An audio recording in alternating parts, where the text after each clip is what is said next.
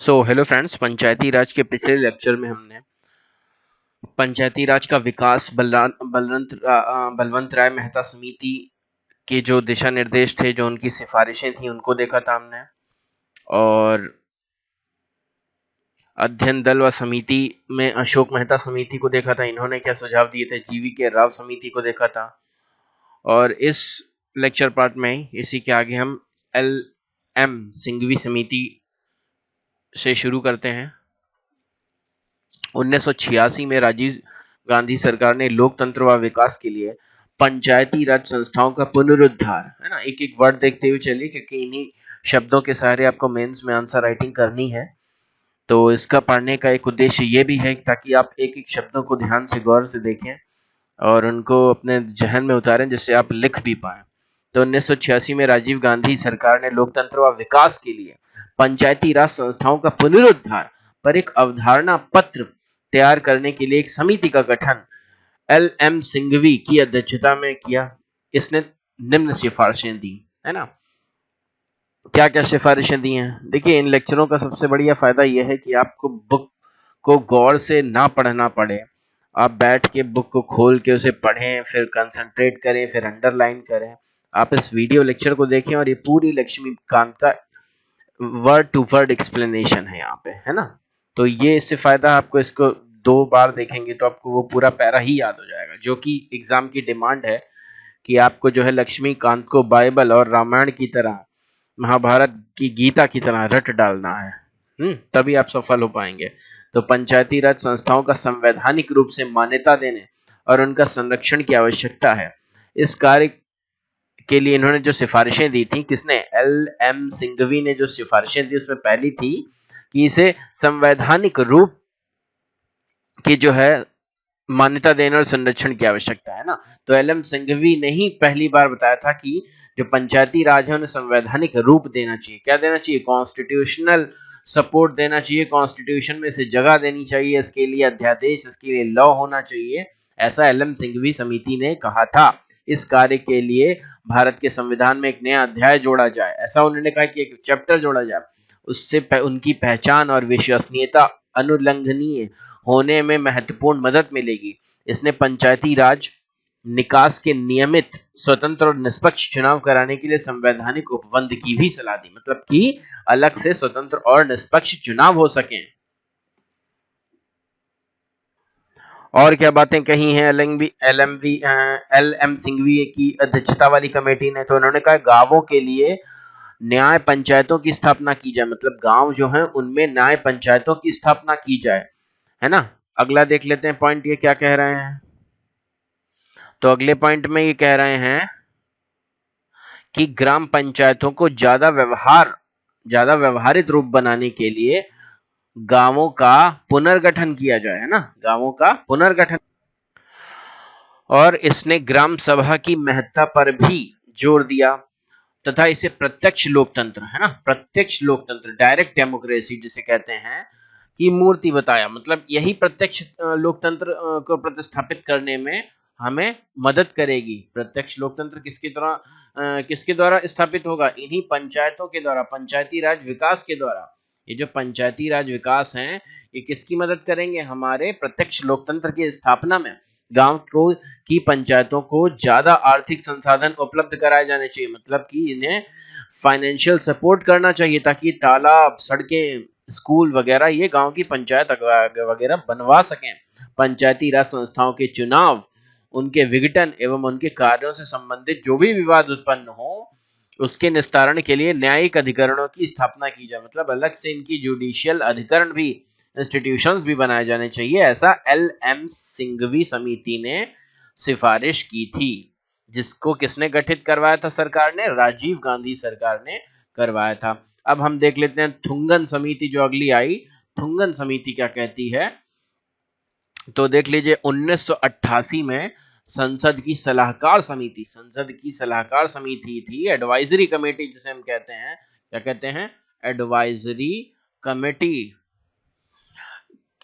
की ये एक उप समिति पी के थुंगन की अध्यक्षता में राजनीतिक और प्रशासनिक ढांचे की, देखिए लक्ष्मीकांत में भी जो है गलती हो सकती, ओ कर रहा छूटी गया है ना, की जांच करने के उद्देश्य से गठित की गई प्रशासनिक ढांचे की जांच करने के उद्देश्य से गठित की गई, मतलब कि जो राजनीतिक, जो हमारा पॉलिटिकल सिस्टम है और जो एडमिनिस्ट्रेटिव सिस्टम है उसका जो स्ट्रक्चर है उसको जांच करने के लिए थुंगन कमेटी जो है, उप समिति जो थी, सब कमेटी, इसको बनाया गया।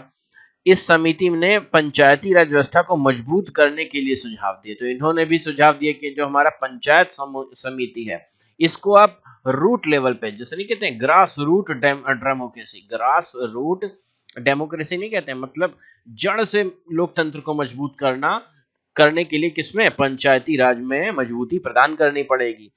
इस समिति में ने निम्न अनुशंसाएं की। इन्होंने क्या सिफारिशें की, क्या अनुशंसाएं की? तो पंचायती राज संस्थाओं का संवैधानिक मान्यता प्राप्त होनी चाहिए। संवैधानिक मान्यता प्राप्त होनी चाहिए। भाई देखिए, जो भी समिति बनती थी तो बिल्कुल नई तो आ नहीं जाती थी, ये उन्हीं लोगों के कलीग होते थे जो पहले से समिति बनी चली आ रही है ना।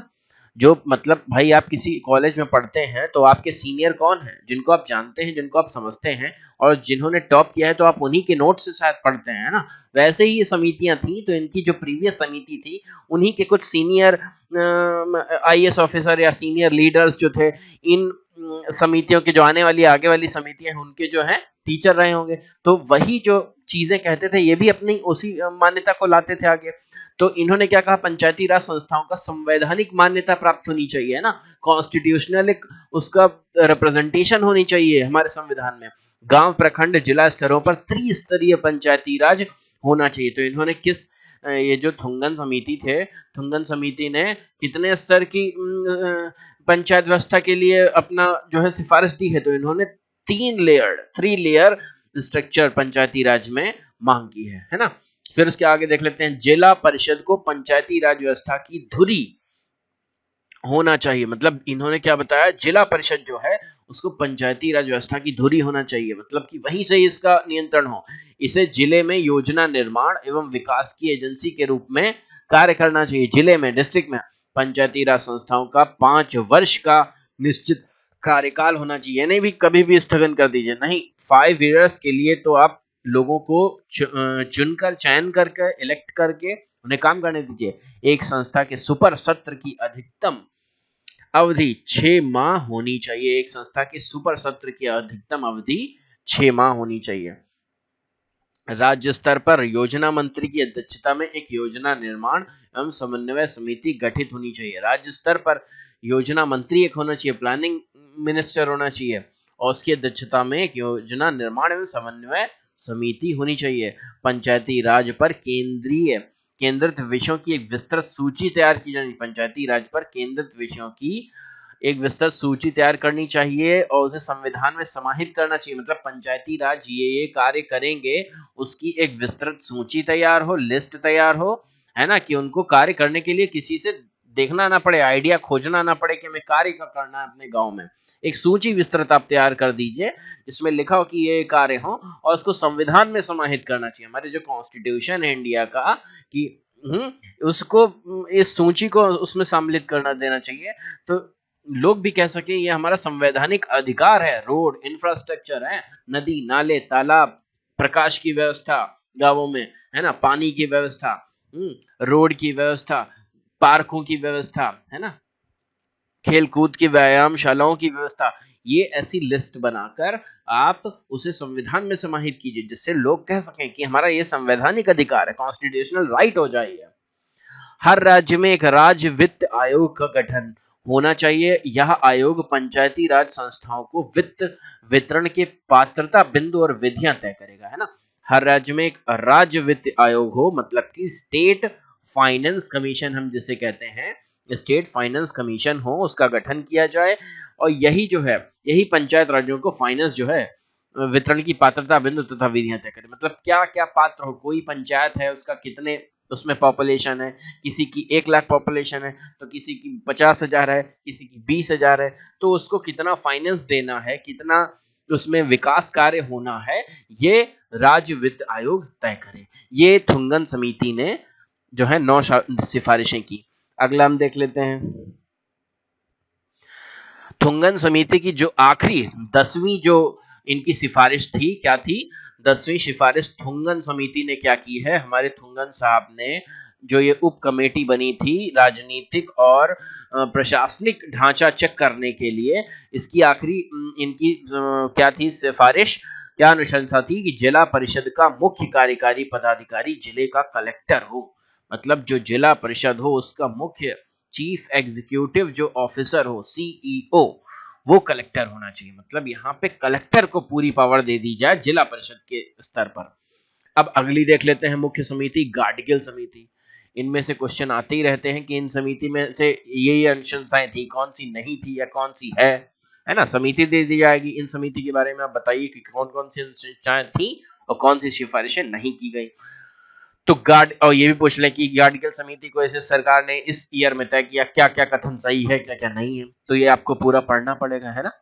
तो चलिए शुरू करते हैं। 1988 में वीएन गाडगिल की अध्यक्षता में एक नीति और कार्यक्रम समिति, नीति मतलब पॉलिसी बनाना और कार्यक्रम मतलब प्रोग्राम, जो पॉलिसी हमने बनाई, जैसे हमें शिक्षा का प्रसार करना है 7 वर्ष 10 वर्ष 12 या 15 या 14 वर्ष तक के बच्चों को, 17 वर्ष के बच्चों को हमें फ्री एजुकेशन देनी है, तो ये तो हमारी पॉलिसी बन गई। अब उसको कार्यक्रम प्रोग्राम कैसे बनाएंगे, कैसे उसकी प्लानिंग करेंगे, तो इसके लिए प्लानिंग समिति हो गई। का गठन कांग्रेस पार्टी ने किया। तो क्या किया? वीएन गाडगिल की अध्यक्षता में एक नीति एवं कार्यक्रम समिति का गठन कांग्रेस पार्टी ने किया 1988 में, है ना। इस समिति से इस प्रश्न पर विचार करने के लिए कहा गया कि पंचायती राज संस्थाओं को प्रभावकारी कैसे बनाया जाए। देखिए कलर कितना अच्छा लग रहा है, हमारे तिरंगे का कलर आ गया ऑरेंज, व्हाइट और ग्रीन, है ना। पंचायती राज संस्थाओं को प्रभावकारी कैसे बनाया जाए, इनको प्रभावकारी कैसे बनाया जाए, इफेक्टिव कैसे बनाया जाए पंचायती राजों को, है ना, इफेक्टिव कैसे रखा जाए। तो इस संदर्भ में समिति की ने निम्न अनुशंसाएं रिकमेंडेशंस की। तो याद रख लीजिए रिकमेंडेशंस जो है उसका मतलब हुआ अनुशंसाएं, या अनुशंसाओं का मतलब हुआ रिकमेंडेशंस। तो इनको हम देख लेते हैं। क्या अनुशंसाएं थी गाडगिल समिति की?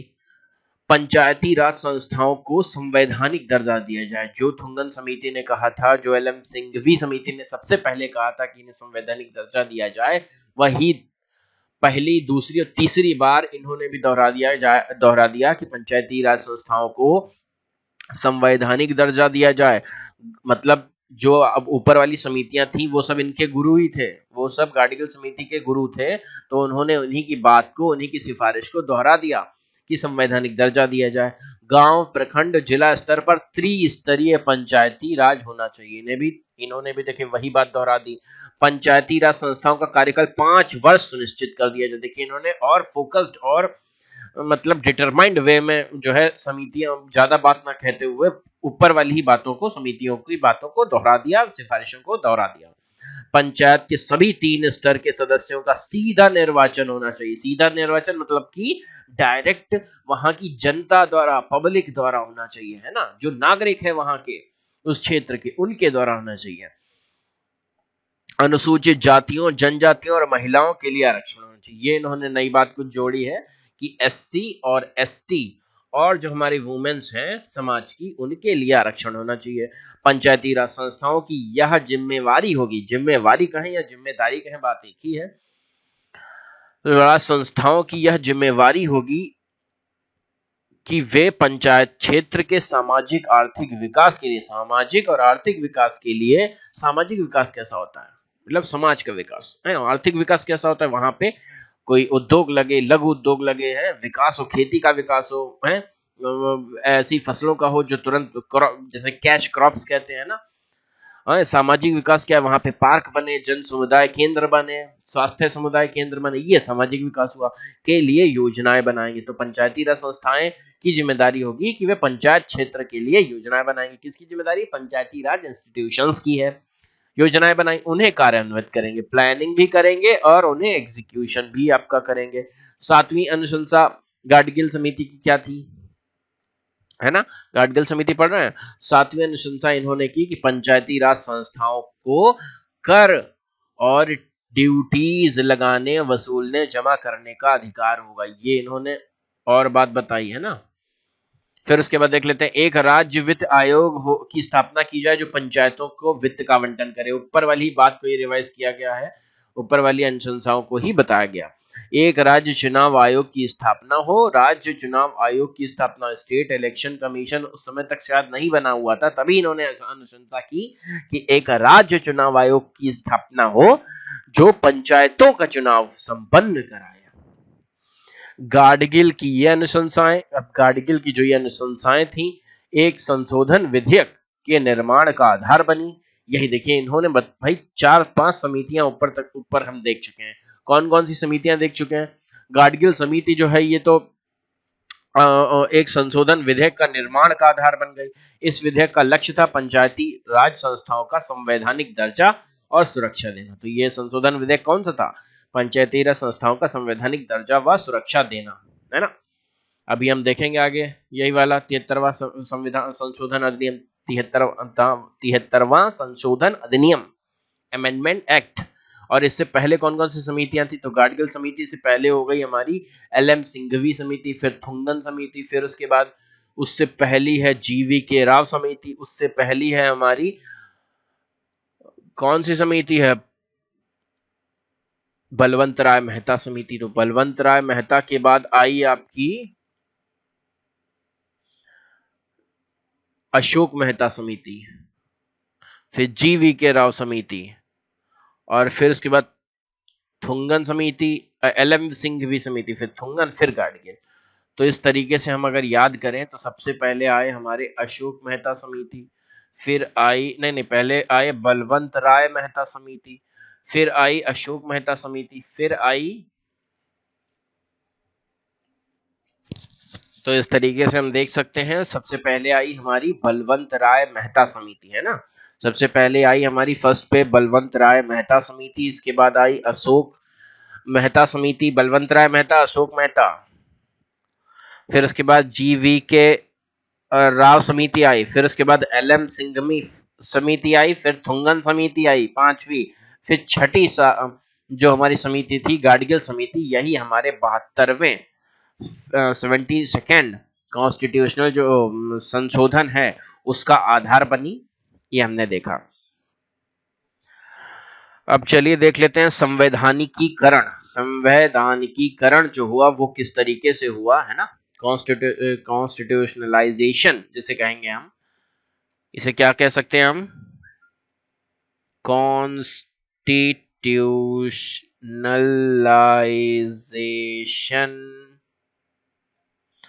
ये हुआ कॉन्स्टिट्यूशनलाइजेशन, जो संवैधानिकीकरण हुआ इस पूरे उसका, वो किसने इस पे फोकस किया? तो सबसे पहले राजीव गांधी सरकार थे, जो राहुल गांधी साहब के हैं पिताजी, उन्होंने इस पे फोकस किया। तो राजीव गांधी ने क्या कहा? तो एल.एम. सिंघवी समिति की उपरांत, एल.एम. सिंघवी समिति ने ही सबसे पहले कॉन्स्टिट्यूशनल हो, इसका संवैधानिकीकरण हो, ये प्रतिक्रिया दी थी, अनुशंसा की थी, है ना। उसी के बाद तो सभी ने हामी भरी है। सबसे पहले अगर क्वेश्चन आ जाता है तो सबसे पहले पंचायती राज का संवैधानिकीकरण करने की अनुशंसा किसने की? संवैधानिकीकरण की तो एल.एम. सिंघवी समिति ने, संवैधानिकीकरण, है ना। तो एल.एम. सिंघवी समिति की उपरांत अनुशंसाओं की प्रतिक्रिया, एल.एम. सिंघवी समिति के उपरांत अनुशंसाओं की प्रक्रिया राजीव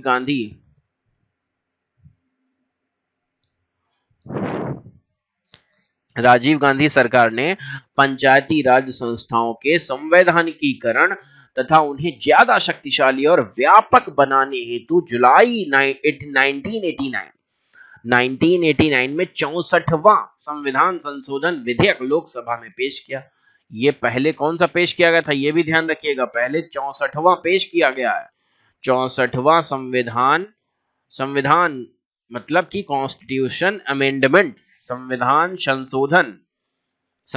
संशोधन पेश किया गया। ये 64वां पेश किया गया, लोकसभा में पेश किया गया, है ना। ये भी ध्यान रखिए। यद्यपि अगस्त 1989 में लोकसभा ने यह विधेयक पारित किया, लोकसभा में ने तो अगस्त में, जुलाई में पारित हुआ, जुलाई में लाया, पेश किया, अगस्त में पारित हो गया, किंतु राज्यसभा द्वारा इसे पारित नहीं किया गया, है ना। क्यों नहीं पारित किया गया? विधेयक का विपक्ष द्वारा जोरदार विरोध किया गया, जो कि हमेशा विपक्ष का काम होता ही है, जो भी आ जाए उसका विरोध करना है, क्योंकि इसके द्वारा संघीय व्यवस्था में केंद्र को मजबूत बनाने का प्रावधान था। इसमें संघीय व्यवस्था में केंद्र को मजबूत बनाने का प्रावधान था, इसलिए विरोध किया गया। अब अगला देख लेते हैं। तो ये 64वां जो संशोधन था, जो लाया गया था अधिनियम, संशोधन विधेयक लाया गया था, अधिनियम नहीं अभी बन पाया था, ये एक्ट अभी नहीं बन पाया था, ये विधेयक लाया गया था। तो ये तो निरस्त हो गया, जोरदार विरोध हुआ था क्योंकि राज्यसभा में। अब वीपी सरकार ने क्या किया, वीपी सिंह सरकार ने क्या किया, नवंबर 1989 में वीपी सिंह के प्रधानमंत्रित्व में, वीपी सिंह के प्रधानमंत्रित्व में राष्ट्रीय मोर्चा सरकार ने कार्यालय संभाला। शीघ्र ही घोषणा की कि वह पंचायती राज संस्थाओं को मजबूती प्रदान करेगी। जून 1990, मतलब साल भर हो गया, पहले तो उसने कह दिया सरकार बनते ही कि हम मजबूती प्रदान करेंगे, फिर जून 1990, मतलब लगभग 6-7 महीने बाद में पंचायती राज संस्थाओं को मजबूत करने में संबंधी मामलों पर विचार करने के लिए वीपी सिंह की अध्यक्षता में राज्यों के मुख्यमंत्रियों का 2 दिन का सम्मेलन हुआ। विचार किया गया, पंचायती राज संस्थाओं के लिए विचार किया और सभी मुख्यमंत्रियों को बुला के 2 दिन का सम्मेलन कर दिया। सम्मेलन में एक नए संविधान संशोधन विधेयक को पेश करने के प्रस्ताव को मंजूरी दी गई। भाई जब तक सभी राज्यों की सरकार को आप लेके नहीं चलेंगे तब तक फुल सपोर्ट नहीं मिल पाएगा आपको। तो संविधान संशोधन विधेयक को पेश करने के लिए प्रस्ताव को मंजूरी दे दी गई, सब राजी हो गए। परिणाम स्वरूप सितंबर 1990 में लोकसभा में एक संविधान संशोधन विधेयक प्रस्तुत किया गया, लेकिन सरकार के गिरने के साथ यह विधेयक भी समाप्त हो गया। मतलब सब लोग राजी हो गए लेकिन सरकार गिर गई, तो यह विधेयक भी समाप्त हो गया। और चूंकि ये लोकसभा पेश ही किया गया था, अभी दोनों सभाओं से, अगर लोकसभा राज्यसभा से पारित हो जाता और प्रेसिडेंट के पास पहुंचता फिर सरकार गिरती, तब तो ये पारित हो सकता था, लेकिन केवल पेश ही हुआ था, अभी पारित ही नहीं हुआ था दोनों सदनों से, तो ये भी निरस्त हो गया। अब आगे देखते हैं, ये तो वीपी सिंह सरकार का काम हो गया। अब अगली सरकार कौन सी आई, नरसिम्हा राव सरकार। वीपी नरसिम्हा पहले थे कौन से, वीपी सिंह थे, और ये कौन है, पीवी। ये देखिए नाम भी बड़े अजीब हैं। वीपी सिंह सरकार थी पहले, अब यह है पीवी नरसिम्हा। तो पीवी नरसिम्हा राव के प्रधानमंत्रित्व के में कांग्रेस सरकार ने एक बार फिर पंचायती राज के संवैधानिकीकरण के मामले पर विचार किया, है ना। एक एक वर्ड को गौर से पढ़िए कि आपको किस तरीके से हिंदी माध्यम में अव्वल आना है और हिंदी माध्यम को, हिंदी भाषा को बढ़ाना है। तो उसके लिए एक एक वर्ड को ध्यान से देखिए और उसको याद करिए और लिखने का प्रयास कीजिए। वीपी नरसिम्हा राव के प्रधानमंत्रित्व में कांग्रेस सरकार ने एक बार फिर पंचायती राज के संवैधानिकरण के मामले पर विचार किया। इसने प्रारंभ के विवादास्पद प्रावधानों को हटाकर नया प्रस्ताव रखा। भाई जिसमें केंद्र सरकार को मजबूती दी गई थी, इसीलिए वो निरस्त किया गया था, राज्यसभा में इसका विरोध था, तो उन सब प्रावधानों को हटाकर नया प्रस्ताव रखा। सितंबर 1991 को लोकसभा में एक संविधान संशोधन विधेयक प्रस्तुत किया गया। सितंबर 1991 में प्रस्तुत, अंततः यह विधेयक 73वें संविधान संशोधन अधिनियम 1992 के रूप में पारित हुआ। यह विधेयक 73वें संविधान संशोधन अधिनियम के रूप में, विधेयक जो है अब अधिनियम बन गया, जो हमारा बिल था वो क्या बन गया, एक्ट बन गया। 92 में पारित हुआ और 24 अप्रैल 1993 में प्रभाव में आया। 24 अप्रैल 1993 में प्रभाव में आया। इसीलिए सभी लोग 24 अप्रैल को पंचायती राज दिवस मनाते हैं, सेलिब्रेट किया जाता है। अब देख लेते हैं 1992 का 73वां संशोधन अधिनियम। तो अधिनियम का क्या महत्व था, अधिनियम का महत्व देख लेते हैं। सबसे पहले ये जो एक्ट आया इसका क्या महत्व था। 1992 का जो 73वां संविधान संशोधन था, जो पंचायती राज के लिए आया था, इसका क्या महत्व है। इस अधिनियम ने भारत के संविधान में नया खंड 9 जोड़ दिया। कौन सा पाठ जोड़ा है, ध्यान रखिए, खंड 9, ये 9 लिखा है ना। ये रोमन शैली है। इसे पंचायतें नाम से इस भाग में उल्लिखित किया गया। इसमें मतलब कॉन्स्टिट्यूशन में पंचायत शब्द का जिक्र कर दिया गया, पंचायत शब्द का, ऐसा पंचायतें नाम से ये पार्ट जोड़ दिया गया, पंचायत। और अनुच्छेद 243 से 243 अड़ा 243 से 243 ओ याद कर सकते हैं कि प्रावधान सम्मिलित किए गए। इस अधिनियम ने संविधान में एक नई 11वीं सूची भी जोड़ी। कौन सी सूची जोड़ी, कौन सी लिस्ट जोड़ी है? 11वीं सूची, 11वीं अनुसूची कह सकते हैं इसे। इस सूची में पंचायतों को 29 कार्यकारी विषय वस्तु हैं। अब ये तो कॉन्स्टिट्यूशन में लिखा हुआ है, केंद्र सरकार ने बता दिया कि पंचायतों को 29 कार्यकारी विषय वस्तु पर कार्य करना है, इन क्षेत्रों में कार्य करना है। यह अनुच्छेद 243 जी से संबंधित है। ये जो 29 कार्यकारी वस्तु हैं, ये 243 जी में बताया गया है। इस अधिनियम ने संविधान के 40वें अनुच्छेद को एक व्यवहारिक रूप दिया, जिसमें कहा गया है कि ग्राम पंचायतों, क्या कहा गया है कि ग्राम पंचायतों को गठित करने के लिए राज्य कदम उठाएगा और उन्हें आवश्यक शक्तियां और अधिकारों से विभूषित करेगा, जिससे कि वे स्वशासन की इकाई की तरह कार्य करने में सक्षम हो। यह अनुच्छेद राज्य के नीति निर्देशक सिद्धांतों का एक हिस्सा है। बात समझ रहे हैं?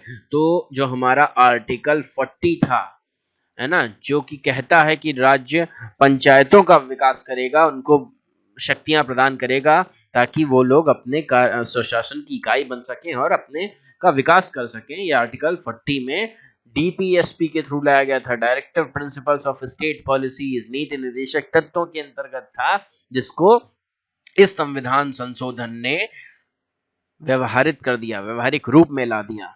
कौन सा अनुच्छेद? अनुच्छेद 40। इस अधिनियम में पंचायती राज संस्थाओं को एक संवैधानिक दर्जा दिया गया, कॉन्स्टिट्यूशनल रिप्रेजेंटेशन दी गई, और इसे संविधान के अंतर्गत वाद योग्य हिस्से के अधीन लाया गया। वाद योग मतलब वादा किया है संविधान ने, है ना, मतलब ये अब वाद योग्य है। दूसरे शब्दों में मतलब कि वादा है कि 5 साल बाद सरकार, जो पंचायत के नए इलेक्शन होने ही होने हैं, इनकी कमेटी इतनी बननी ही बननी, मतलब संविधान में आ गया तो ये वाद योग्य हो गया, वादा कर दिया। दूसरे शब्दों में इस अधिनियम के उपबंध के अनुसार, इस अधिनियम में जो उपबंध थे, इस अधिनियम मतलब एक्ट में उपबंध के अनुसार नई पंचायती राज पद्धति को अपनाने के लिए राज्य सरकारें संवैधानिक मतलब इस अधिनियम को पारित होने से क्या हो गया कि पंचायती राज को अब राज्य सरकारें संवैधानिक रूप से बनाने के लिए बाध्य हो गई हैं कि अब उन्हें, अब ये कोई नहीं कह सकता, ममता बनर्जी नहीं कह सकती या कोई भी सरकार नहीं कह सकती कि हम पंचायती राज व्यवस्थाओं को अपने राज्य में लागू नहीं करेंगे, क्योंकि ये कॉन्स्टिट्यूशन में है, राज्यसभा, लोकसभा और प्रेसिडेंट द्वारा पारित हो चुका है, एक्ट बन चुका है, इसलिए आपको अब इसे लागू करना ही पड़ेगा। परिणाम स्वरूप पंचायत का गठन नियमित अंतराल पर चुनाव राज्य सरकार की इच्छा पर निर्भर नहीं है। बात समझ गए? अब राज्य सरकार का मन नहीं चले कि हम करवाएं नहीं करवाएं, ये करवाना ही पड़ेगा, है ना। इस अधिनियम के उपबंध को 2 हिस्सों में बांटा जा सकता है, अनिवार्य और स्वैच्छिक। अधिनियम के अनिवार्य हिस्से को पंचायती राज व्यवस्था के गठन के लिए राज्य के कानून में शामिल किया जाना आवश्यक है। जो राज्य का पंचायत का गठन के लिए राज्य के कानून में शामिल, मतलब अब राज्य जो है अपने लेजिस्लेटिव असेंबली में, मतलब कि अपने विधायिका में, मतलब कि अपने विधानसभा में इससे संबंधित कानून पास करवाएं, है ना, जो राज्य स्तर पर कानून निर्माण करवाएं। दूसरे भाग को स्वैच्छिक उपबंधों को राज्यों के स्वविवेकानुसार सम्मिलित किया जा सकता है। दूसरे भाग को स्वैच्छिक उपबंधों को राज्यों को स्वविवेकानुसार सम्मिलित किया, मतलब आप लागू करवाएं या ना करवाएं। तो 2 उपबंध थे, अनिवार्य और स्वैच्छिक। अतः स्वैच्छिक प्रावधान राज्य को नई पंचायती राज पद्धति को अपनाते समय भौगोलिक, राजनीतिक, प्रशासनिक तथ्यों को ध्यान में रखकर अपनाने का अधिकार सुनिश्चित करता है। मतलब प्रावधानों राज्य को नई पंचायती राज को अपना समय भौगोलिक, राजनीतिक, प्रशासनिक तथ्यों को ध्यान में रखकर अपनाने का अधिकार सुनिश्चित करता है। मतलब जो स्वैच्छिक है उसके हिसाब से आपकी क्या भौगोलिक स्टेटस है, क्या ज्योग्राफिकल, जैसे जो पंचायती राज व्यवस्था महाराष्ट्र में लागू हो सकती है या मध्य प्रदेश में लागू हो सकती है, वो सिक्किम, नागालैंड या असम में लागू नहीं हो सकती है ना। वहां पे ज्योग्राफिकल पोजीशन अलग है, वहां की लोगों की डिमांड, वहां की जरूरतें अलग हैं। तो आप अपने भौगोलिक हिसाब से वहां का राजनीतिक क्या स्ट्रक्चर है आप बताइए। जहां पे नक्सली हैं, आतंकवादी हैं, या जहां पे पीओके जैसी समस्या है, वहां पे पंचायती राज व्यवस्था किस रूप में होगी वो अलग राज्य स्तर पर डिसाइड किया जाएगा, है ना। प्रशासनिक तथ्यों को ध्यान में रखकर अपना अधिकार अपनाने का अधिकार सुनिश्चित करता है। राज्य इसमें अपना स्वतंत्र है, ये बात है। भौगोलिक का मतलब ज्योग्राफिकल, क्या आपकी प्रॉपर्टीज हैं आपके स्टेट की। राजनीतिक मतलब की पॉलिटिकल, क्या उसमें स्टेबिलिटी है कि इनस्टेबिलिटी है। प्रशासनिक मतलब एडमिनिस्ट्रेटिव, लोग कैसे हैं, वहां पे हो पा रही है एडमिनिस्ट्रेशन की नहीं हो पा रही है ना।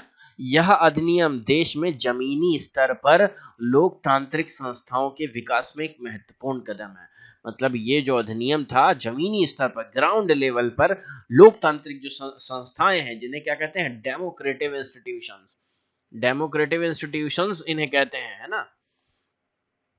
एक महत्वपूर्ण कदम था। यह प्रतिनिधित्व लोकतंत्र को भागीदारी लोकतंत्र में बदलता है।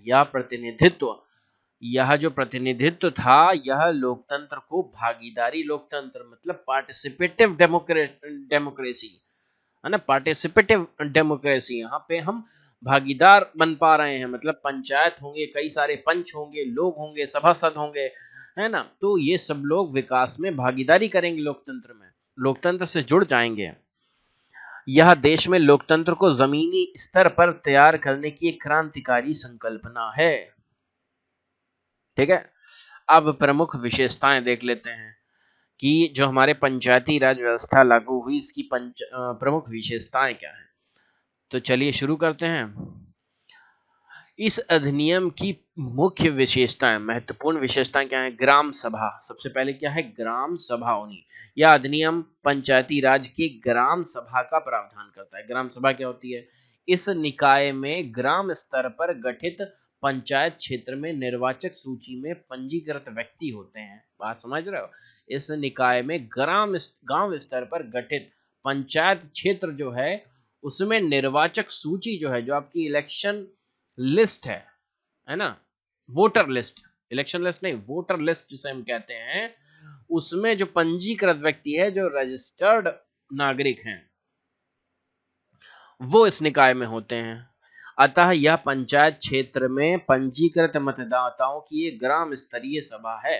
अतः यह पंचायत क्षेत्र में पंजीकृत मतदाता, जो रजिस्टर्ड हमारे जो हैं मतदाता, जो वोटर हैं, उनकी एक ग्राम स्तरीय सभा है। यह उन शक्तियों का प्रयोग करेगी और ऐसे कार्य निष्पादित कर सकती है जो राज्य के विधानमंडल द्वारा निर्धारित किए गए हैं। तो एक क्वेश्चन आ सकता है, क्या ग्राम सभा अपने हिसाब से कार्य संपादित करेगी? नहीं, जो राज्य का विधानमंडल है, जो स्टेट का हमारा लेजिस्लेटिव है, इस स्टेट का जो लेजिस्लेटिव है, मतलब कि हमारी विधानसभा, वो जो कार्य डिसाइड करेगी लॉ लाकर, उसको ही ये ग्राम सभाएं करेंगी। ये नहीं कि ये ग्राम सभाएं अलग से कह दें कि हम हुक्के के बार खोल देंगे। जैसे पंच होते हैं, हुक्का ज्यादा पीते, तो वो कहते हैं कि नहीं, हम हुक्के के बार खोलेंगे और लड़कियों को नचवाने की व्यवस्था करेंगे। तो ऐसा नहीं कर सकते। जो राज्य स्तर पर ऊपर से आदेश आएंगे, या वो कह दें कि हम यहाँ पे हाईवे ही बनवा देंगे, है ना, सीधे छोटी पतली रोड है नहीं, सीधे हाईवे, सीधे 6 लेन बनवाने का वो कह दें, तो ऐसा नहीं कर सकते हैं आप, है ना। या कहते हैं हम यहाँ पे सती प्रथा फिर से चालू करवा देंगे, तो ऐसा नहीं हो सकता है। वो राज्यसभा जो डिसाइड करेगी वो कार्य कर सकते हैं कि आप स्कूल बनवा सकते हैं, है ना, आप सड़कें बनवा सकते हैं, आप पेड़ लगवा सकते हैं, आप नहर, तालाब, लघु उद्योग के लिए कुछ काम कर सकते हैं, ऐसे काम कर सकते हैं। फिर इसकी और विशेषताएं क्या थी पंचायती राज संविधान की, जो संशोधन है। अगली क्या है, त्रिस्तरीय प्रणाली। इस अधिनियम में सभी राज्यों के लिए त्रिस्तरीय प्रणाली का प्रावधान किया गया है, अर्थात ग्राम, माध्यमिक और जिला स्तर पर। तो पहले 3 स्तर कौन कौन से होते हैं, ग्राम हो गए, माध्यमिक हो गई, फिर जिला स्तर हो गया।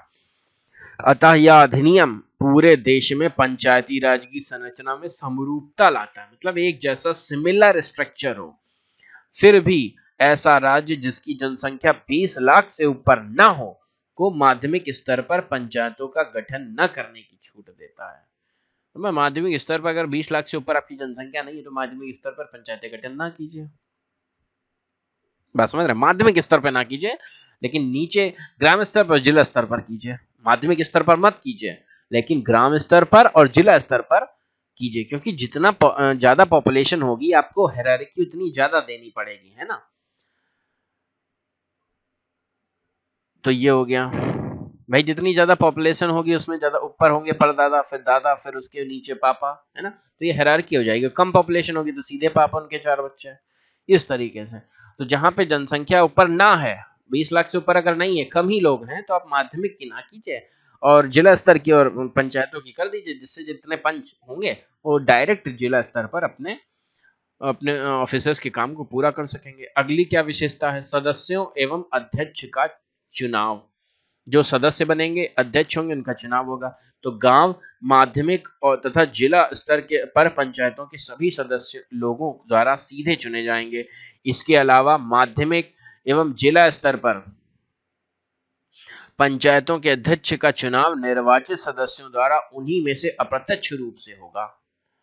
बात समझ रहे हैं? पहले तो सदस्य चुने जाएंगे, फिर उन्हीं में से अप्रत्यक्ष रूप से जो सदस्य चुन जाएंगे उन्हीं में से क्या है, अध्यक्ष का चुनाव हो जाएगा।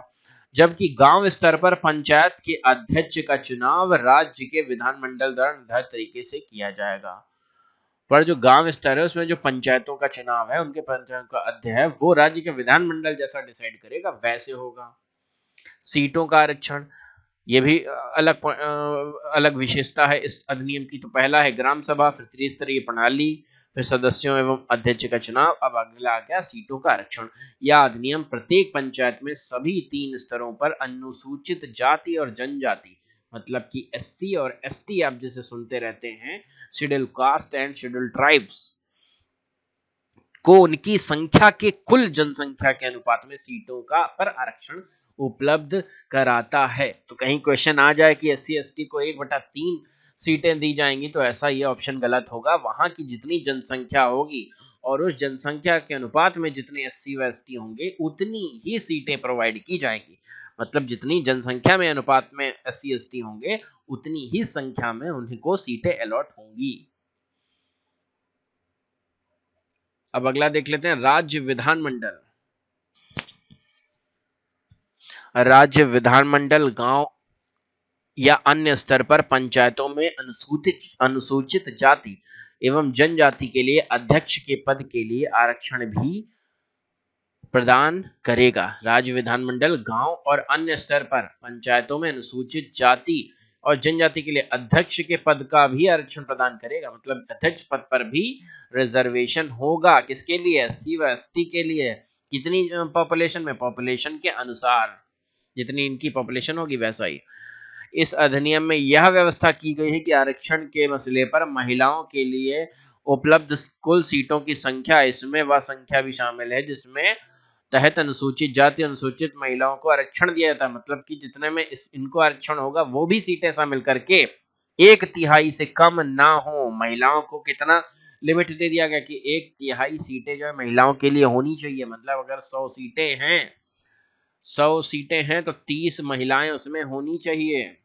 और इन 100 सीटों में एससी एसटी जुड़े हुए हैं। एससी एसटी और कुल जनरल मिला के अगर 100 सीटें हैं तो उसमें 30 जो महिलाएं होनी चाहिए। इसके अतिरिक्त पंचायतों में अध्यक्ष, तो ये आप बात ध्यान रखिए, एक एक पॉइंट आ चुका है आपके यूपीएससी प्रीलिम्स में कि ये जो 30 सीटें महिलाओं को पंचायती राज में दी गई हैं वो एससी एसटी सीटों को हटाकर हैं, किनको जोड़कर हैं।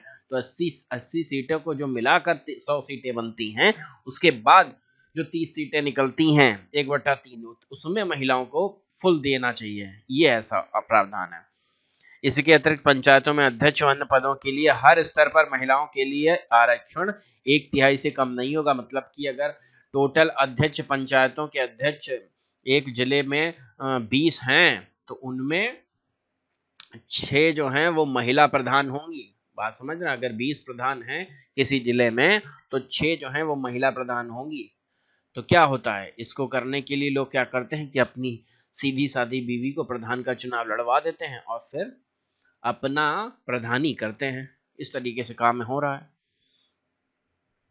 यह अधिनियम विधानमंडल को इसके लिए भी अधिकृत करता है कि वह पंचायत अध्यक्ष के कार्यालय में पिछड़े वर्गों के लिए किसी भी स्तर पर आरक्षण की व्यवस्था करे। यह अधिनियम विधानमंडल को इसके लिए भी अधिकृत करता है। मतलब अगर विधानमंडल चाहे, अगर स्टेट का लेजिस्लेटिव चाह रहा है कि वहां के जो पंचायत के अध्यक्ष है उनके कार्यालय में अगर कोई वर्कर्स हैं तो उनका भी आरक्षण में कितना SC ST हो सकते हैं, इनका भी व्यवस्था जो है विधानमंडल राज्य की वो कर सकती है। मतलब केंद्र सरकार नहीं, राज्य की विधानमंडल अगर चाहे तो वो कर सकती है। अब आ जाते हैं, अगली विशेषता है कि पंचायतों का चुनाव हो गया, ये भी डिसाइड हो गया कौन कौन कितना कितना सीट लेगा। अब ये कार्यकाल इनका कितना होगा, कितने दिनों तक ये काम करेंगे, तो पंचायतों का कार्यकाल। यह अधिनियम सभी स्तरों पर पंचायतों का कार्यकाल 5 वर्षों के लिए निश्चित करता है। तथापि मतलब फिर भी समय पूरा होने से पूर्व भी उसे विघटित किया जा सकता है। अगर कोई शैतानी करने लगे अध्यक्ष और सभासद या इनमें, तो उससे पहले भी विघटित किया जा सकता है। इसके बाद पंचायत गठन के लिए नए चुनाव होंगे। इसकी 5 वर्ष की अवधि खत्म होने से पूर्व विघटित होने की दशा में इसके विघटन होने की तिथि में 6 माह के अवधि के खत्म होने के अंदर ही, मतलब समझ रहे हो, 5 वर्ष की अवधि हुई उससे पहले ही चुनाव हो जाने चाहिए, और अगर विघटित हो गई तो उसके 6 महीने के इंटरवल में चुनाव हो जाए। परंतु जहां शेष अवधि जिसमें भंग पंचायत काम करते रहती है, जहां पे भंग होती है अगर, तो उसमें काम करती रहती है, 6 माह से कम है, वहां इस अवधि के लिए नई पंचायत का चुनाव आवश्यक नहीं होगा। मतलब अगर नया पंचायत में शेष अवधि जो है भंग हो गई है, तो 6 माह से अगर कम समय बचा है नई सरकार बनने में, नया पंचायतों का चुनाव होने में, तो वहां पे चुनाव नहीं होगा। जो टाइम होगा पहले से डिसाइड वहीं पे ही हो जाएगा। अगर मान लीजिए चुनाव अक्टूबर में होना था अपने टाइम पर, उसके 2 महीने पहले ही भंग हो जाती है पूरी टोली, तो क्या होगा, वो टाइम पे होगा, है ना। तब तक वो टोली जो भंग वाली है वो काम करती रहेगी। यह भी है कि एक भंग पंचायत के स्थान पर गठित पंचायत जो भंग पंचायत की शेष अवधि के लिए गठित की गई है, वह भी भंग पंचायत की शेष अवधि तक ही कार्यरत रहेगी, है ना। मतलब शेष अवधि तक ही नए लोग काम करेंगे। दूसरे शब्दों में एक पंचायत जो समय पूर्व भंग होने पर पुनर्गठित हुई है, वह पूरे 5 वर्ष को निर्धारित अवधि तक कार्यरत नहीं होती है, बल्कि केवल बचे हुए समय के लिए ही कार्यरत होती है। मतलब कि जो प्रॉपर चुनाव है उनके द्वारा ही जो लोग आएंगे, जो टाइमली चुनाव पहले से डिसाइड है उनके द्वारा जो प्रॉपर लोग आएंगे वही कार्य करेंगे। अगर भंग होती है और बचे हुए कार्यकाल में कुछ लोग आते हैं और काम कर रहे हैं, तो वो परमानेंट नहीं हो जाएंगे। ऐसी बात इसमें कही गई है कार्यकाल के दौरान। तो एक एक पॉइंट यहाँ पे इंपॉर्टेंट है इसका। अनहर्ताएं देख लेते हैं। अनहर्ताएं का मतलब क्या होता है? अनहर्ताएं मतलब एलिजिबिलिटी। एलिजिबिलिटी क्या है, अनहर्ताएं क्या है, लोगों का क्या उसमें होना चाहिए जो वो इसके सदस्यों का चुनाव लड़ सकते हैं। तो कोई भी व्यक्ति पंचायत का सदस्य नहीं बन पाएगा यदि वह निम्न प्रकार से अनर्ह हो। राज्य विधानमंडल के लिए निर्वाचित होने के उद्देश्य से संबंधित राज्य में उस समय प्रभावी कानून के अंतर्गत अथवा